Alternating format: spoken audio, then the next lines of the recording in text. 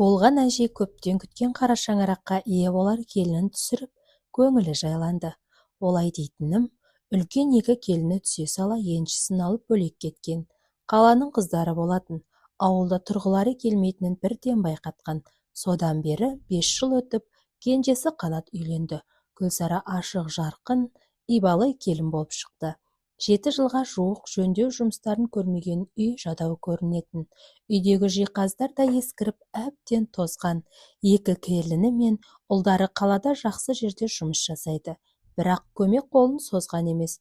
Гүлсара да жоқ-жітік жерден шыққан. Анасы жасауын бере алмады. Қанаттың жұмысы да бірде бар, бірде жоқ жағдайда еді. Гүлсара тамақ іше алмай, мазасы болмай жүрген еді. Енесі жақсы жаңалықты сезе қойды.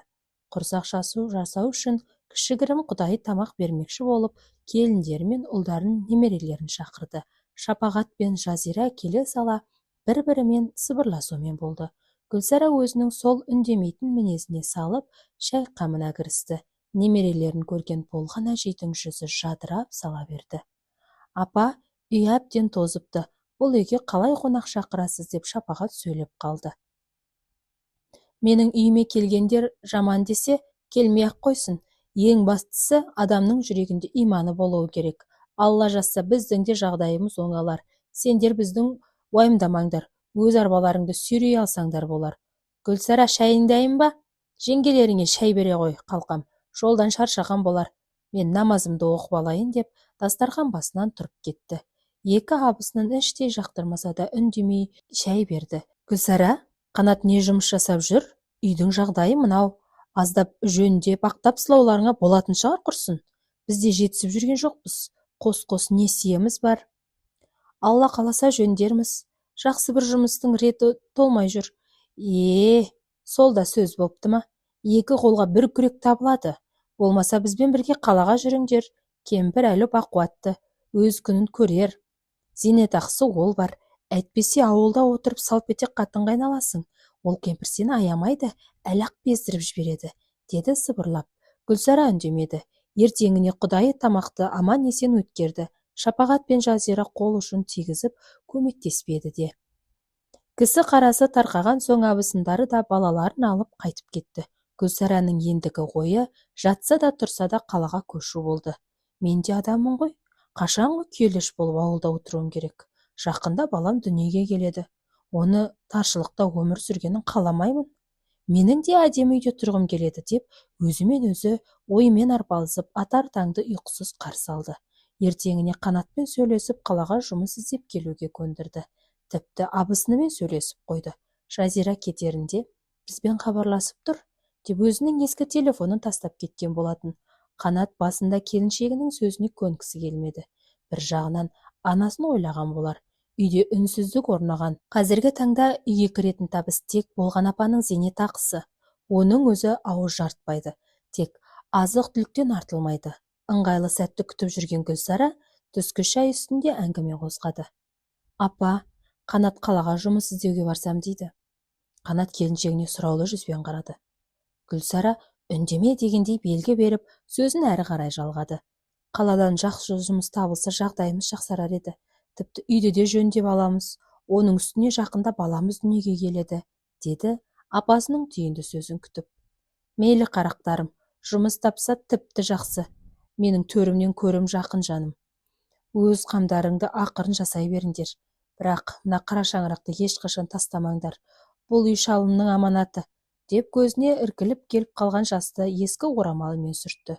Ертеңіне Қанат қалаға кетті.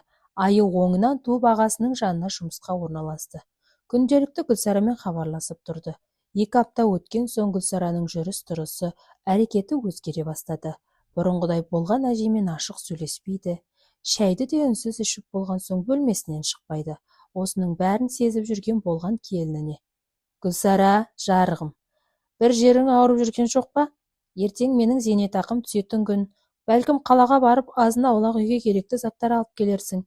Бір жағынан Қанатпен жүздесіп келесің, дегенде Гүлсара қуанып кетті. Келіннің көңілі неге күпті болып жүргенін іші сезетін. Ертеңіне үстіне әдемі көйлегін киіп қалаға аттанды. Жазираның үйіне келіп таксиден түсті. Үйге кірген бойда тамсана бастады. От жақпайды, кірді машина жуады. Қандай рахат өмір деп ойлады ол. Ішін ала мысық тырнап өтті. Қанатпен жолыққанда: мен де қасыңа қалаға көшейінші. Түнде жалғызсырап қорқамын. Түнде әр нәрсені жегім келеді, оның үстіне босанатын күнім жақын. Күннің райы мынау, деп әбден мұңын шақты. Ауылға барып болған әжейді ертіп келмекші болды. Бірақ бұл ойына әжейі көнбеді. Қара шаңырақты тастап ешқайда кетпейтінін айтып, келінін қалаға жіберді. Көп ұзамай Гүлзара шекесі торсықтай ұлды дүниеге әкелді. Қанаттың да жұмысы алға басып, қаладан жер сатып алды. Ендігі ойлары үй салу. Болған әже 40 күн немересін келіп шомылдырды. Одан әрі қалада тұра алмайтынын айтып, ауылға қайтып кетті. Соңғы уақытта жөтелі күшейіп, буындары сырқырайтын еді. Қанаттың есіл дерті ақша болып, әйелі түгіл анасын ойлайтын уақыты жоқ еді. Арада 6 ай өткенде ауылдағы көршілері хабарласып, болған әжейдің ауруханаға түсіп қалғанын айтты. 3 ұлы да алып ұшып ауылға жетті. Бірақ бәрі кешеді. Себебі болған әжейдің халі нашар. Жансақтау бөлмесінде жатқан әжей ұлдарын шақырып өсиет айтты. Алтындарым, асылдарым, әкең екеуміз сендерді ешкімнен кем қылмай өсірдік. Алдағы уақытта бір-біріңе демеу болып, ешқашан сыйластықтарың жоғалмасын. Менің бір ғана өтінішім бар. Ауылдағы қара шаңырақты сатпаңдар. Біреуің ие болып отырыңдар. Шаңырақтың киесі болады, деп ендіге сөзін аяқтады. Балалары қанша өкініп көз жастарын көлдетсе де, анасы жарық дүниемен қош айтысты. Анасын жерге тапсырған соң үйге талас басталды. Қанат, Қайырғали, Нұрғазы үшеуі де ауылда тұрғысы жоқ. Әйелдері одан бетер. Үшеуі ақылдаса келе үйді сататын болып шешті. Қабырғасы сөгілген ескі үй мардымсыз ақшаға сатылып кетті. Үшеуі теңдей етіп бөліп алып, күндерін жалғастырды. Енелерінің 40 мен 100-ін өткізген соң абысынды бір-бірімен тіпті кездеспейтін болды. Қанаттың жағдайы жақсарып, 9 бөлмелі үлкен үй салды. Гүлзара да бірінің артынан бірі 3 ұлды дүниеге әкелді. Оның арманы келешекте 3 ұлы келіндерімен бір үйде тұру болатын. Осы үлкен үй бәрімізге жетеді деп ойлайтын. Асхат, Арсен, Айдос атты ұлдары ер жетті. Алды оқуға түсіп, әскерге барып келді. Гүлзараның көптен күткен тілегі қабыл болыпты. 30-дан асқан ұлынан бастап, 1 жыл ішінде 3 ұлы да келін әкелді. Алғашқыда бәрі тамаша болатын. 3 келінді бір шаңырақ астында ұстаймын деп мақсат еткен Гүлзараның шешімі өзгеріссіз еді. Үшеуі бір үйде тұрса, бауырмал болып өседі деп санаған келіншек қатты қателескен сезбеді. Арсеннің келіншегі Айғаным қаланың қызы, өзі көрікті мұғалім болатын, таңда кетіп кешке келетін. Одан кейінгі ортаншы келін Жадыра дәрігер. Оның да жұмысы түнде демей, күн демей бітпейтін. Үйдің барлық шаруасы кіші келінге, Гүлімге жүктелген. Өзі момын, оқу-оқымаған кіші келінін Гүлзара ерекше жақсы көретін. Ал Айғаным мен Жадыраның мінезі бар. Бірін-бірін жақтырмайтынын енесі іштей сезетін.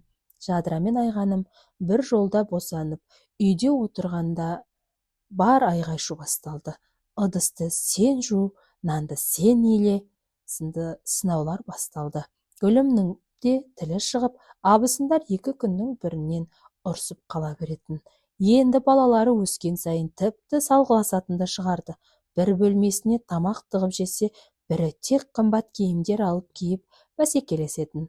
Қанша үй кең болса да ниеті тар келіндер бұл үйге сыймады. Үйде бір үйлі жан отырса да, Айғаным жұмысқа шығып, ұлын балабақшаға орналастырды. Таңертеңнен кетіп, кеш батқанда оралатын. Айлық алғанда әркім өз ақшасын ұстайтын. Үйде не береке болсын. Үйде азық-түлік таусылғанда бар айғай басталатын. Бірде Айғаным жұмыстан кеш келді. Баласының үстінде су жаңа киімдер. Дүкен аралап келгені айдан анық. Сол күні үйде шайға салатын қант жоқ болатын. Айғайдың бәрі содан басталды. Ашуланған Айсара келініне қатты ұрысты. Әңгіме барысында Жадырамен де біраз жерге барысты. Ашуланған Айғаным баласын алып үйден кетіп қалды. Жылаған күйі мектептегі құрбысының үйіне келіп паналады. Ертеңіне күйеуі кешірім сұрап келер деп көп күтті, бірақ келмеді. Осылайша Айғаным пәтер жалдады.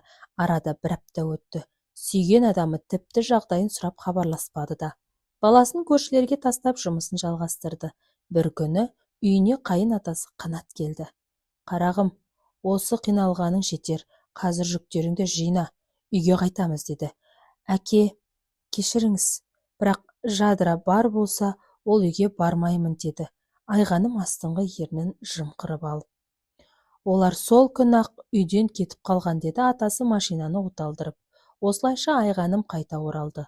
Бір айдың ішінде біраз нәрсе өзгергенге ұқсайды. Күйеуі жер алып қойған екен, үй салуды бастап кетті. Өзінен кейінгі келін саудамен айналысып базарға шығыпты. Біраз тілі де ұзарып, ештеңені жақтырмайтынды шығарған. Үйді жинаса, тек өз бөлмесін тазалап қана қоятын. Көп ұзамай Айғанымдар бөлек шықты. Кіші келіні енді тіпті тілі ұзара бастады. Енесіне қалай болса солай сөйлеп беті ашылып кеткен. Бұл келін менімен бірге тұрып жартпас деп, Гүлсара кіші келінді өзі бөлек шығарды. Осы сәттері енесі көп есіне түсіп өкінетін. Біраз ойлана келе, Қанатты ертіп баяғы ауылға келді. Өздері сатып кеткен шаңырақ әбден тозығы жетіп құлауға шақ қалыпты. Сатып алған адамдар тастап кеткен көрінеді. Гүлсара мен Қанат үйге күрделі жөндеу жүргізіп алды. Гүлсара бүгін түсінде енесін көрді. Жымиып, басынан сипап ақылын айтты. «Гүлсара, қарағым, қателестің. Үш келінді уысыңнан шығармай ұстау үшін мінез бен жүрек керек. Үш ананың тәрбиесін көрген үш түрлі жанды бір шаңырақ астына ұстап отыру деген қиын нәрсе. Ең бастысы иманды ұл тәрбиелеу керек еді. Барды алдына тосып, өбектеген, қиындықты көрмеген баланың санасы таяздау болады. Енді бәрі кеш. Қартайғанда жаныңа демеу болар бір ұлыңа сана берсін деймін де, өзіңе ризамын. Қара шаңыраққа қайта оралғаныңа батамды бердім» деді де қол бұлғап кете барды. Гүлсара бәріне өкінсе де, кеш те болса енесінің ризашылығын алғаны үшін бақытты еді. Кім білсін, бәлкім әл қуаты кеткенде бір келіні қолына алар, кім білсін.